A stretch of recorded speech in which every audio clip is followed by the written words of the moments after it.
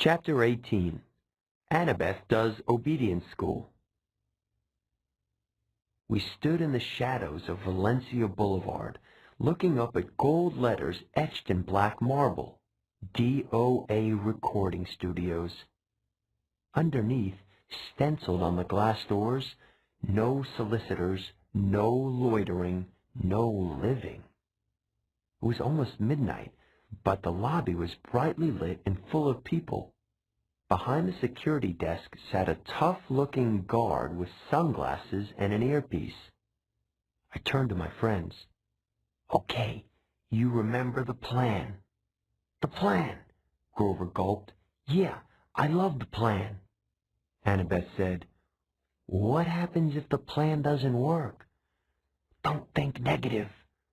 "Right," she said. "We're entering the land of the dead, and I shouldn't think negative."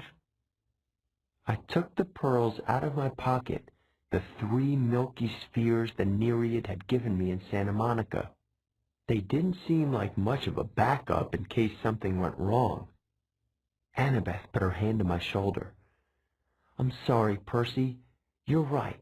We'll make it. It'll be fine." She gave Grover a nudge.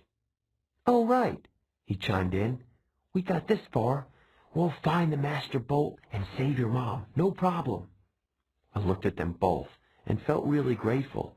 Only a few minutes before I'd almost gotten them stretched to death on deluxe waterbeds, and now they were trying to be brave for my sake, trying to make me feel better.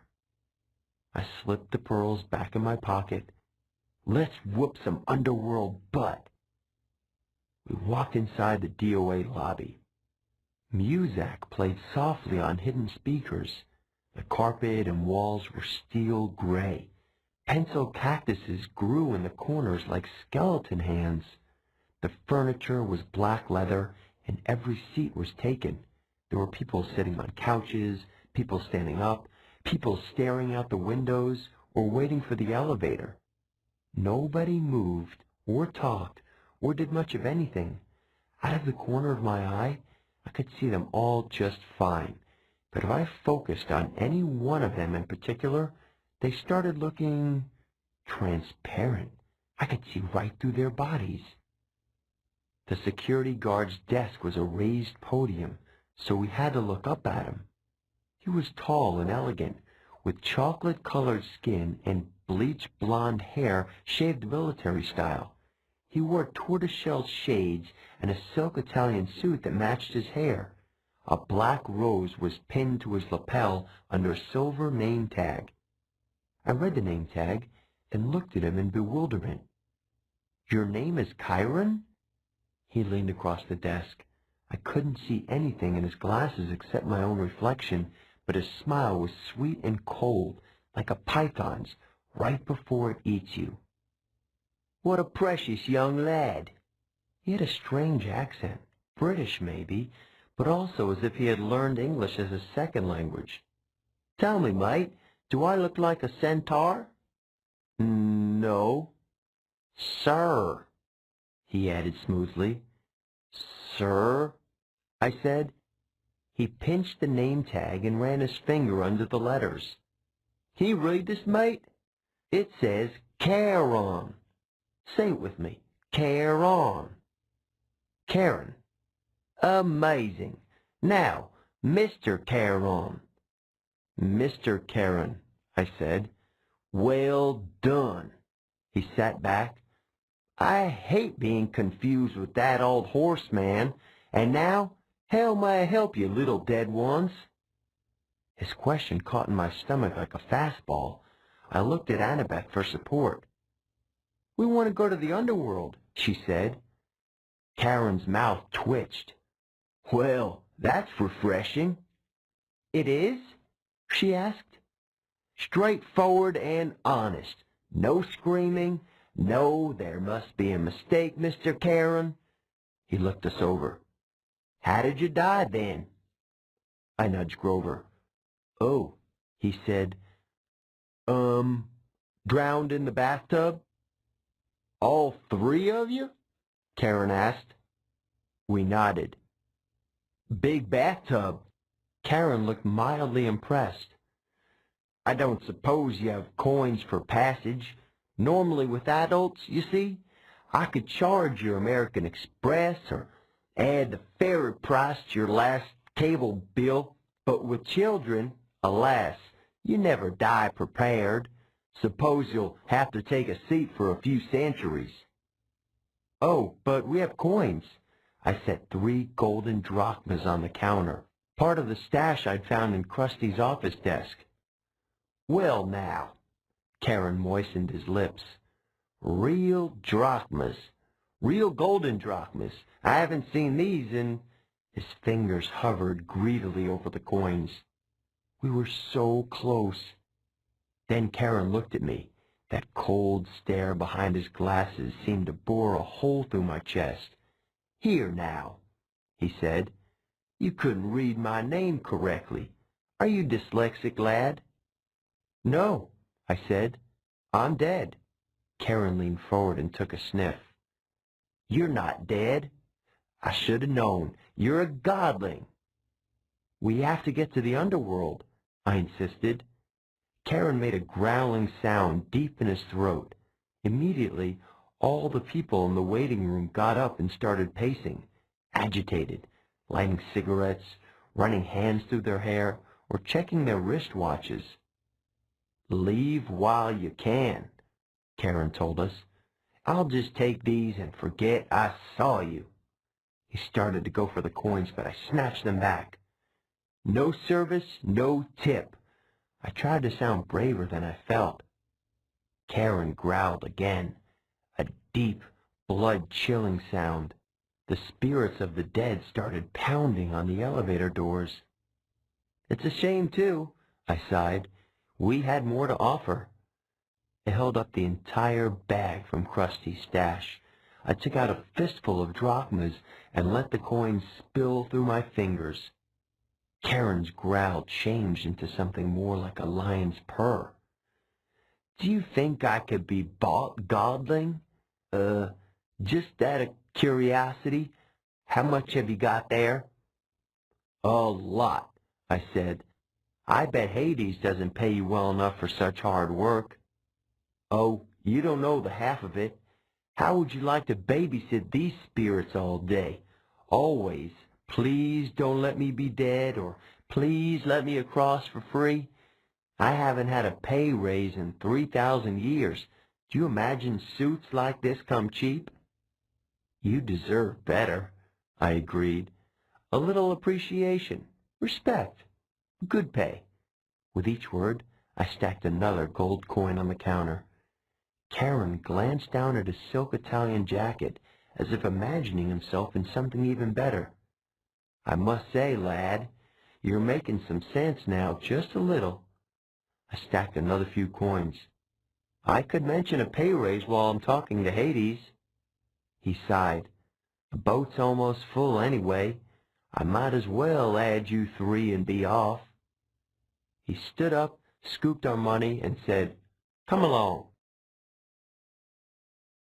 We pushed through the crowd of waiting spirits, who started grabbing at our clothes like the wind, their voices whispering things I couldn't make out. Karen shoved them out of the way, grumbling, Freeloaders! He escorted us into the elevator, which was already crowded with souls of the dead, each one holding a green boarding pass. Karen grabbed 2 spirits who were trying to get on with us and pushed them back into the lobby. Right. Now, no one get any ideas while I'm gone, he announced to the waiting room. And if anyone moves the dial off my easy listening station again, I'll make sure you're here for another 1,000 years. Understand? He shut the doors. He put a key card into the elevator panel, and we started to descend. What happens to the spirits waiting in the lobby? Annabeth asked. Nothing, Karen said. For how long? Forever, or until I'm feeling generous. Oh, she said. That's fair. Karen raised an eyebrow. Whoever said death was fair, young miss? Wait until it's your turn. You'll die soon enough where you're going. We'll get out alive. I said. Ha! I got a sudden dizzy feeling. We weren't going down anymore, but forward. The air turned misty. Spirits around me started changing shape. Their modern clothes flickered, turning into gray hooded robes. The floor of the elevator began swaying. I blinked hard. When I opened my eyes, Karen's creamy Italian suit had been replaced by a long black robe. His tortoiseshell glasses were gone. Where his eyes should have been were empty sockets, like Aries' eyes, except Karen's were totally dark, full of night and death and despair. He saw me looking and said, "Well?" "Nothing," I managed. I thought he was grinning, but that wasn't it. The flesh of his face was becoming transparent, letting me see straight through to his skull. The floor kept swaying. Grover said, "I think I'm getting seasick." When I blinked again, the elevator wasn't an elevator anymore. We were standing in a wooden barge. Karen was poling us across a dark, oily river swirling with bones, dead fish, and other stranger things. Plastic dolls, crushed carnations, soggy diplomas with gilded edges. "The river Styx," Annabeth murmured. "It's so polluted," Karen said. "For thousands of years, you humans have been throwing in everything as you come across hopes, dreams, wishes that never came true. Irresponsible waste management, if you ask me." Mist curled off the filthy water. Above us, almost lost in the gloom, was a ceiling of stalactites. Ahead, the far shore glimmered with greenish light, the color of poison. Panic closed up my throat. What was I doing here? These people around me? They were dead. Annabeth grabbed hold of my hand. Under normal circumstances, this would have embarrassed me, but I understood how she felt. She wanted reassurance that somebody else was alive on this boat. I found myself muttering a prayer, though I wasn't quite sure who I was praying to. Down here, only one God mattered, and he was the one I had come to confront. The shoreline of the underworld came into view. Craggy rocks and black volcanic sand stretched inland about 100 yards to the base of a high stone wall, which marched off in either direction as far as we could see. A sound came from somewhere nearby in the green gloom, echoing off the stones, the howl of a large animal. "Old Three-Face is hungry," Karen said. His smile turned skeletal in the greenish light. "Bad luck for you, godlings." The bottom of our boat slid onto the black sand. The dead began to disembark. A woman holding a little girl's hand, an old man and old woman hobbling along arm in arm, a boy no older than I was, shuffling silently along in his gray robe. Karen said, "I'd wish you luck, mate, but there isn't any down here. Mind you, don't forget to mention my pay raise." He counted our golden coins into his pouch, then took up his pole. He warbled something that sounded like a Barry Manilow song as he ferried the empty barge back across the river. We followed the spirits up a well-worn path. I'm not sure what I was expecting, pearly gates or big black portcullis or something, but the entrance to the underworld looked like a cross between airport security and the Jersey Turnpike. There were 3 separate entrances under one huge black archway that said, "You are now entering Erebus." Each entrance had a pass-through metal detector mounted with security cameras. Beyond this were toll booths manned by black-robed ghouls like Karen. The howling of the hungry animal was really loud now, but I couldn't see where it was coming from. The 3-headed dog, Cerberus, who was supposed to guard Hades' door, was nowhere to be seen.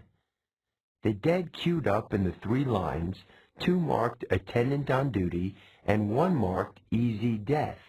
The easy death line was moving right along. The other two were crawling. "What do you figure?"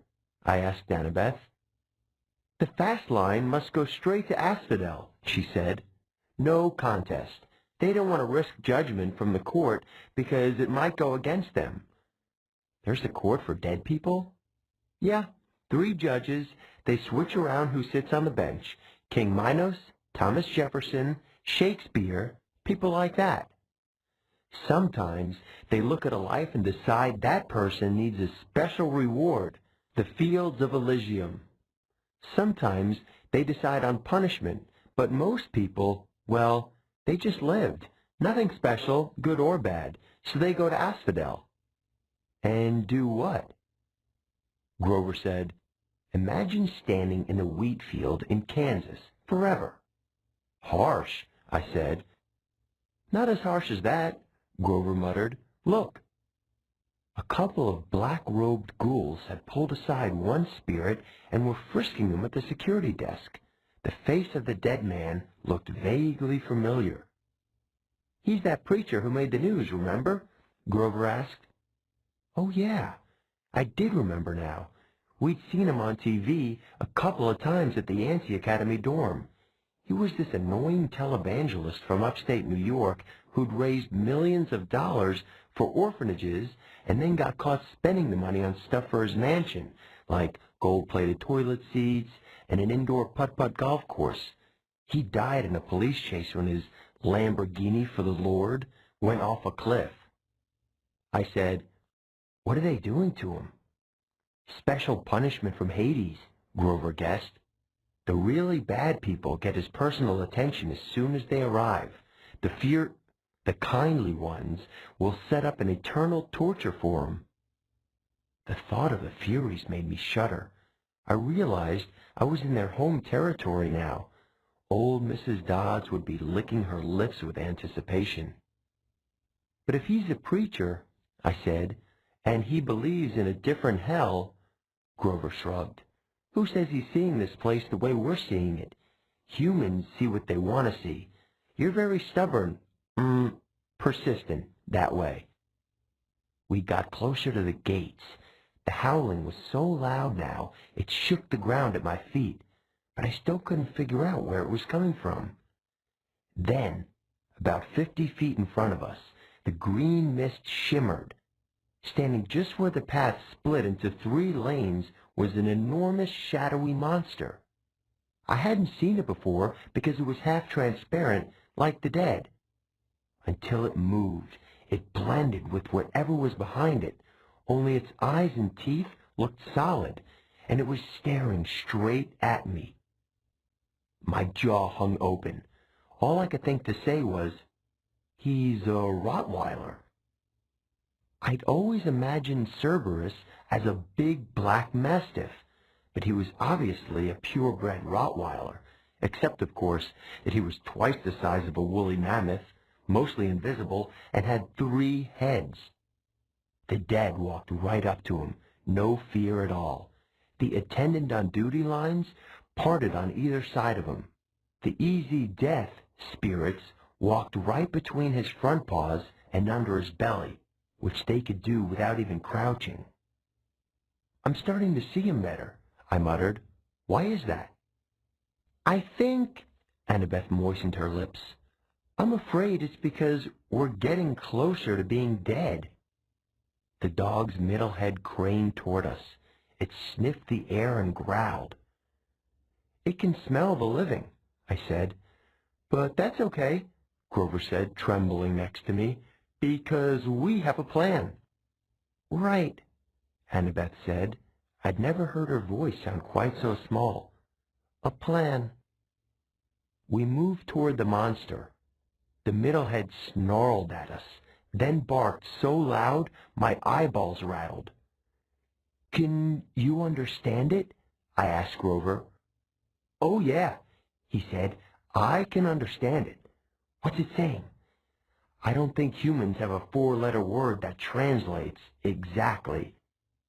I took the big stick out of my backpack, a bedpost I'd broken off Krusty's Safari Deluxe floor model. I held it up and tried to channel happy dog thoughts towards Cerberus. Alpo commercials, cute little puppies, fire hydrants. I tried to smile like I wasn't about to die. "Hey, big fella," I called up. "I bet they don't play with you much." "Grrr." "Good boy," I said weakly. I waved the stick. The dog's middle head followed the movement. The other two heads trained on me, completely ignoring the spirits. I had Cerberus's undivided attention. I wasn't sure that was a good thing. "Fetch!" I threw the stick into the gloom. A good solid throw. I heard it go in the river Styx.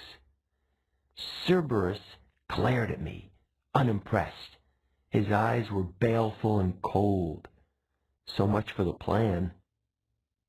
Cerberus was now making a new kind of growl, deeper, down in his three throats. Grover said. "Percy?" "Yeah?" "I just thought you'd want to know." "Yeah?" "Cerberus? He's saying we've got 10 seconds to pray to the god of our choice. After that, well, he's hungry." "Wait," Annabeth said. She started rifling through her pack. "Uh-oh," I thought. 5 seconds, Grover said. "Do we run now?" Annabeth produced a red rubber ball the size of a grapefruit. It was labeled Waterland, Denver, Colorado. Before I could stop her, she raised the ball and marched straight up to Cerberus. She shouted, "See the ball?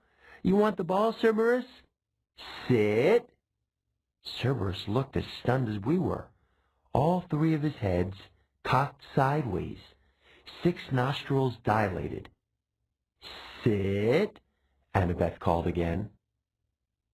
I was sure that any moment she would become the world's largest milk-bone dog biscuit. But instead, Cerberus licked his 3 sets of lips, shifted on his haunches, and sat, immediately crushing a dozen spirits who had been passing underneath him in the easy death line. The spirits made muffled hisses as they dissipated, like the air let out of tires. Annabeth said, "Good boy." She threw Cerberus the ball. He caught it in his middle mouth. It was barely big enough for him to chew, and the other heads started snapping at the middle, trying to get the new toy. "Drop it," Annabeth ordered. Cerberus's head stopped fighting and looked at her. The ball was wedged between 2 of his teeth like a tiny piece of gum. He made a loud, scary whimper, then dropped the ball, now slimy and bitten nearly in half, at Annabeth's feet. "Good boy." She picked up the ball, ignoring the monster spit all over it. She turned toward us. "Go now. Easy death line. It's faster." I said, "But—" "Now," she ordered in the same tone she was using on the dog.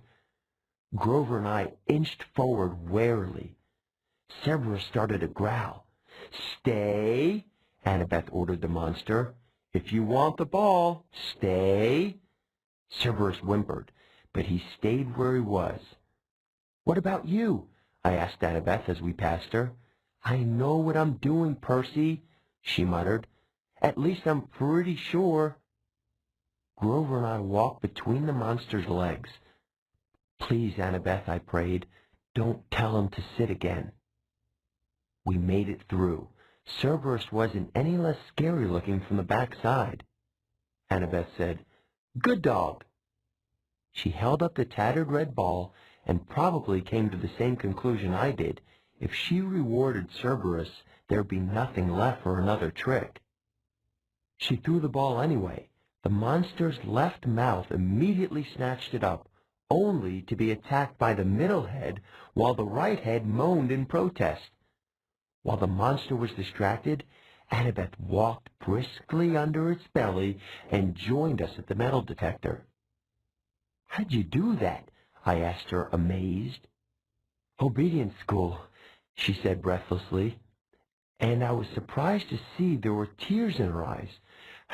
"When I was little, At my dad's house, we had a Doberman. Never mind that, Grover said, tugging at my shirt. Come on. We were about to bolt through the easy death line when Cerberus moaned pitifully from all three mouths. Annabeth stopped. She turned to face the dog, which had done a 180 to look at us. Cerberus panted expectantly, the tiny red ball in pieces and a puddle of drool at its feet. "Good boy," Annabeth said, but her voice sounded melancholy and uncertain. The monster's heads turned sideways, as if worried about her. "I'll bring you another ball soon," Annabeth promised faintly. "Would you like that?" The monster whimpered. I didn't need to speak dog to know Cerberus was still waiting for the ball. "Good dog. I'll come visit you soon. I promise." Annabeth turned to us. "Let's go." Grover and I pushed through the metal detector, which immediately screamed and set off flashing red lights. "Unauthorized possessions. Magic detected." Cerberus started to bark. We burst through the easy death gate, which started even more alarms blaring, and raced into the underworld.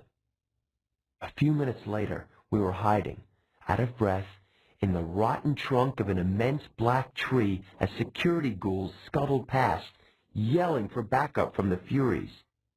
Grover murmured, "Well, Percy, what have we learned today?" "That three-headed dogs prefer red rubber balls over sticks?"